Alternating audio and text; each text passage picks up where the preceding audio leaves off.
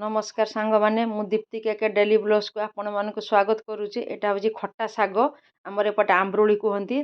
से आंब्रोली रे गोटे नुआ रोसई करवा। प्रथमे तेल पकेली तापरे आमर सुखिला लंका पंचफुटण ताकू पकई दे जे मु परिवा नहीं आलू अल्प टिके बैगन टिके बेसिक नेबे आ जो रंगालू मिठा आलू जो कहती सेटा को नहीं टिके लुण हल्दी दे तापरे पानी दे ताकू ढांकड़े किछि समय सिझिबा पई ताकू छाड़ीदबा। सांग माने मो चैनलटा केमिति लागिला रोसईटा आपण माने कमेंट सेक्शन रे जणेबे।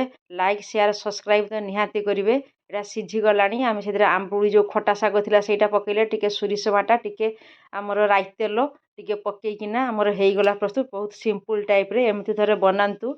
आमर हेगला पटे भात आउ एपटे रहिला आमर पिता शाग ताकू गोटे रेसिपी करिछि। एटा होजी भजा एजा होजी आंबरोली खटा। रहुची जय जगन्नाथ जय गुरु।